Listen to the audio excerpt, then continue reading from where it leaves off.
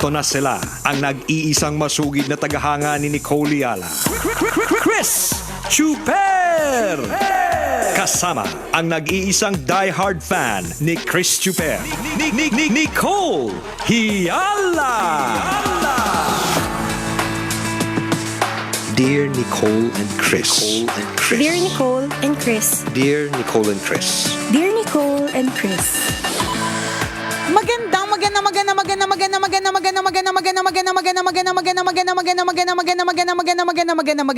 Magandang morning, Luzon, Visayas at Mindanao Metro and Mega Manila. It's a Feel Good Friday. Hi, partner. Oh, yan. Iba na yung look mo. Hi, Marian. Ay? Yes. Marian Ramos. Yung kapitbahay mo nagbebenta ng tusino, wag kang feeling Nicole. Ang bilis naman mabago ng look. Buhok-buhok lang yan. Yes. Kainis. Magaling talaga to si ano eh. Si Lunel. Si Lunel. Oh. Ang dami mong looks na iba-iba dahil sa makeup na ginagawa niya.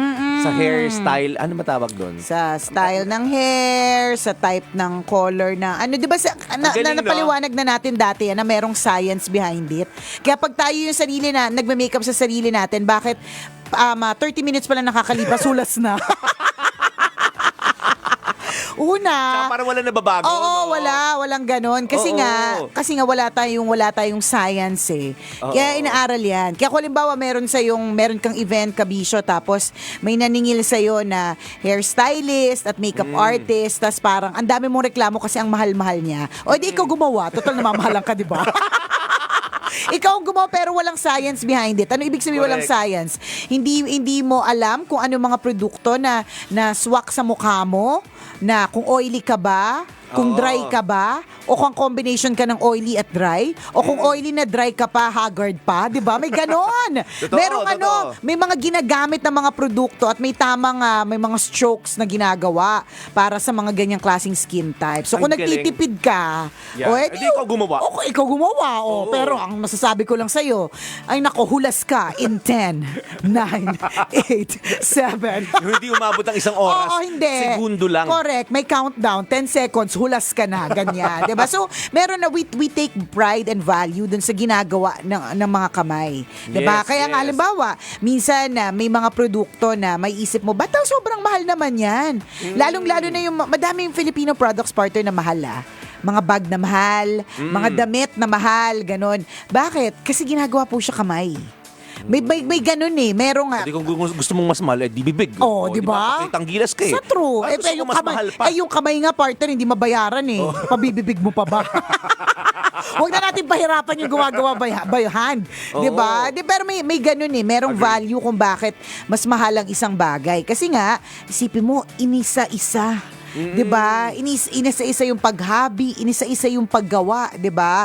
Yung mga ganon. Dati hindi ako naniniwala sa minsan yung anong tawag dito, galingan ng kamay ng makeup artist until dati. Ikaw yung gagawa sa sarili Correct. mo. Ang layo talaga ng Totoo. difference. So makita mo ang layo ng kulay ng mukha sa liig.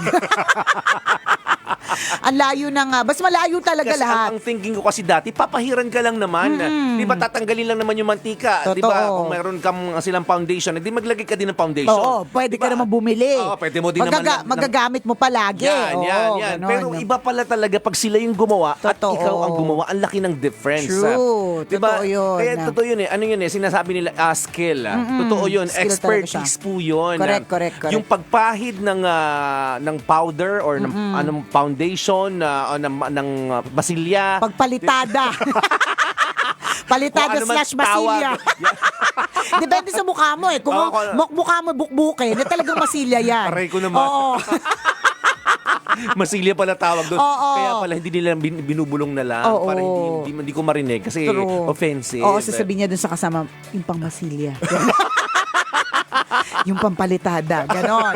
Diba? Depende, Palitadahan na natin oo, to. depende sa mukha. Diba? Oh. Na pag sila gumawa, iba True. talaga yung effect, iba yung impact. Sabi ko nga sa'yo, na-notice ko yan, partner, sa isang event na lahat ng tao hulas kasi ang init ng venue. Oo. So, sobra alas 2 ng hapon, ang init ng venue. Pero ako, partner, walang lumalabas. Kahit isang patak ng oil sa mukha ko. Oo. Walang makalusot na pawis dyan, Oo. di ba? Kasi grabe ang palitada. So may value po, may dahilan kung bakit ganyan. At alam mo, partner, hindi lang doon na dapat hindi mo titipirin pagdating sa, lalo kung merong occasion, may pupuntahan, ganun. Pati na rin yung mga nagbebenta sa labas. Minsan sobrang umihingi ka ng discount sa isang tumpok ng tumpok ng kamatis, isang tumpok ng kalamansi. Magkano na nga lang yan? Hinihingian mo pa ng discount si ate na alam mo namang mas Totoo. sikahus pa kesa sa'yo. Di ba nakakahiya naman sa mga paano mo, sa mga rejuvenating kit mo na ang puti-puti na mukha mo. Tapos humihingi ka ng discount sa, Buti di ba, nga 30 yung- pesos na tumpok, tsaka di ba? makatawad ka. Correct, kaya nga eh. Akala mo kahihirap mo. Tama, discount Diba? o tawad, yun yung wag na. Hingin mo na lang kaya para walang samaan ng loob. oo, kasi kakaya naman sa'yo. Sumasama pa yung loob mo. Oo. 5 piso na nga lang yung tubo. Kaya nga. Masisira pa yung araw mo. True. Nung minsan, partner, meron, Hiyang-hiya naman correct, sa'yo yung nakakaya. tindera. Nakakaya na yung pawis na siya, di ba? Oo. Ikaw nga itong palakad-lakad lang eh, di ba? Wala lang, yung mga ganun ba? Give mo na sa kanya yun. May baan pa yung baterya na electric fan. Oo. Habang nasa palengke. Correct. Kasi Ganon. naiinitan, di ba? Yan. Buti ka nga may pang-recharge eh. Di ba? Sa totoo lang. Totoo. Tapos kung humingi ka ng discount, humingi ka ng tawad, wagas, di Correct. ba? Pag hindi, ang diskarte niya, pag hindi nakahingi ng tawad, Alis. hindi. Ay, ano? Hindi nakahingi ng discount, magdadagdag ng patatas. Ay, oo, totoo yun. Wala. Dagdagan mo na lang ng isa. Totoo, may Pwede mga ba libre ganyan. ng limang sibuyas? Sige Kaya na. nga. Diba? Diba? Magkano lang naman po yung, what if hindi pa sa kanila yun? Totoo. Binenta lang nila. At maraming ganun Hindi naman sila Yes. may-ari ng patatasan eh. Ano ba tawag? Ikaw talaga yung mga sample ng ganyan. Yung mga pumupunta sa palengke na yung may dalang electric fan. O, ito nag-sample ko na. Ako yun. Marami kasi ako nakikita ng gano'n. Hindi naman. Hindi naman sa pagiging judgmental. partner, at saka hindi sa maarte yun. May greenin kami. Maano kami, ano tawag doon? Madali kami mahilo. Hiluhin kami, wag kang judger. Hindi kami maarte agad porque gusto ng ano. Wala naman ako sinabi, Wala lang, defensive. Di ba? So anyways, bumalik tayo sa mga may-ari ng patatas, di ba? Yung Patatasan, di ba? ng electric fan sa leeg niya, sa mukha niya. Oy, pero hindi ako humingi ng discount Oo. Minsan nga akala ko yun talaga yung presyo, yung pala dinaya ako. So sobrang hindi ako humingi ng Sabi, discount. ito, madali maututo. Oo. Ito halatang hindi na mamalengke. Presyo ko na malaki. Minsan gano'n na nga ako eh. Kasi ako, ang thinking ko, hirap na nga yan siya. Totoo naman, partner, yung eksena na namamalengke ka nga, hirap ka din naman for sure. Oo, Totoo naman. Oo, valid naman din yung concern na kailangan maging wais ka wais, din, 'di ba? Totoo naman din 'yon. Pero feeling ko magigauge mo naman kung sino yung mas parang nahihirapan. Merong iba dyan, hindi sila yung may-ari ng pwesto. Totoo. Nakikipwesto lang sila. Meron tayo isang kwento na mahiwagang Bornay, partner, na natandaan mo.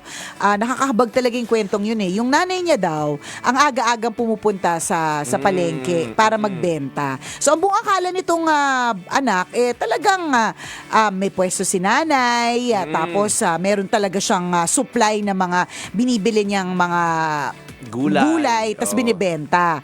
Nung minsan na napunta siya sa palengke para habulin yung nanay niya kasi may naiwan, nakita niya yung nanay niya na nagpupulot ng mga nahuhulog. Mula siguro sa mga nagde-deliver ng mga patatas, de-deliver ng mga sibuyas, ganyan. Yung mga nahuhulog, yun yung binibenta niyan. So may ganong kwento. Tapos hihingi ka ng tawad.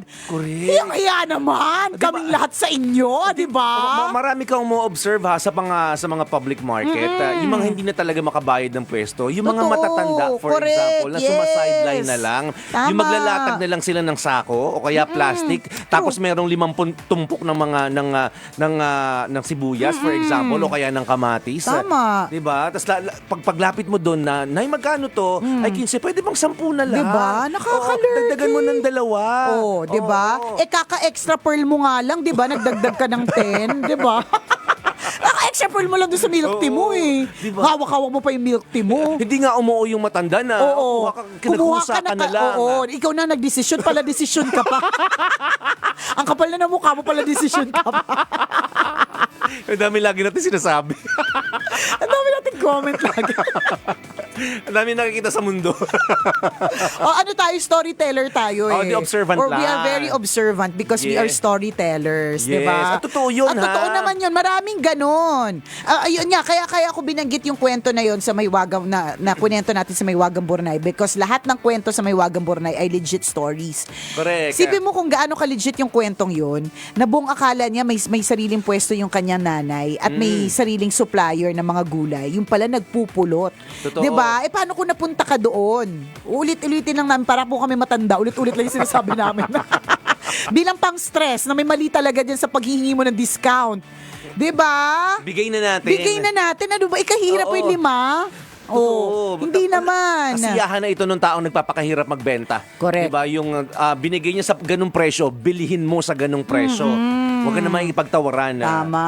Diba? O, diba? Meron ako minsan na na-experience na ganyan, partner. Naglalakad ako dun sa kalsada papunta ng 168. So, merong matanda, nakasabit pa sa kanya yung para may sabitan siya, tas merong malaki siyang hawak na ano tawag doon, parang Latag ng sako. Oh, hindi latag, parang kahoy, parang ganun. Basta doon nakalagay yung binibenta Paninda. niya. Oo. Ang binibenta niya, partner, yung mga ipis tsaka scorpion na laruan. Okay. Oo, tas ang benta niya 10, isang Tumpok Oo, na. isang tumpok. Hindi niya matutumpok kasi nandun lahat eh. Kumbaga parang isang dakot. dakot. Oo. Oo. Parang 10, ganun. So meron bumibili na Oo. yun niya tinatawaran niya pa yung 10. Yung matanda part, yung alam mong yung Kubang-kubana, no? Kubang-kubana talaga. Yung alam mong kapag ka bumili ka ng tamang presyo, yung magiging fairy godmother siya. Ito talaga minsan hindi ko alam kung dapat yung pa kaming paniwalaan. Kasi nang maganda loob ka eh. Oo, di ba? Magiging fairy godmother Oo. at pag lumabas siyang nag-fairy Correct, godmother, di ba? matutupad ang wish mo. Hindi partner kasi. Sabihin niya, Apo, mag-wish Diba? ka. At ang wish mo Di ba magkakatotoo? Eh, kung ikaw hindi tinawaran mo pa. Hindi ka na nga nagka-wish, may sumpa ka pa, di ba?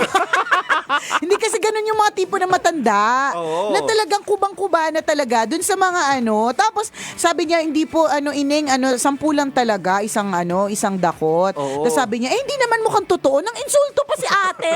Sabi ko sa'yo, Siyempre, alam mo lang ganun totoong ibis dyan. Bibilhin mo ba? nakakairita. Mukha namang hindi totoo. Natural. Diba? Natural, binibili mo laruan din talaga. Tsaka ano i-expect mo sa 10 piso? Siyempre, siguro ang iniisip nung bumibili partner is that hindi talaga siya mukhang legit. Kasi may mga, halimbawa, medyo may kamahalan, pero mukhang legit. Yung talagang matatakot ka sa ipis. Ito kasi partner, in fairness, pag nilagay mo sa harapan, parang, ay, laruan na ipis. Hindi kayo, nakakatakot mukhang totoo. Siguro yun yung point ni ate, na parang hindi naman ito mukhang totoo. So bakit naman parang mag-ano pa ng mahal? 10 piso lang! Huwag ka nang bumili, manghuli ka ng Kaya ipis kung gusto mong nga. manako talaga. Sa true. Para wala tayong issue. Ako nga, partner, gusto ko sabihin, alam mo, te, hindi mo naman kailangan bumili ng ipis eh. Mukha mo lang, panakot na.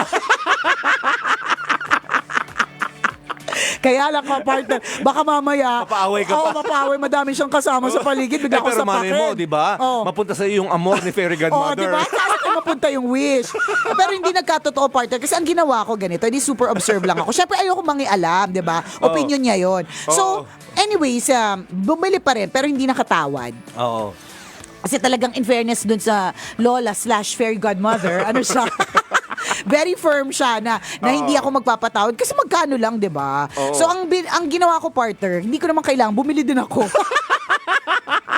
Alam mo na, hoping na si Lola ay Fairy Godmother. Charot na ba? Bumili din ako kahit hindi ko kailangan kasi hindi ko ikahihirap yung 10. Oh, at saka ginalingan mo, Oo. siyempre bida-bida ka. Siyempre. Ilang dakot yung binili mo? 15. 150 lang yun. Inaubos pa yung stock ni Lola. Oo. Di ba? Di sabi ko talaga kay Lola, Lola, uwi ka na. Oh.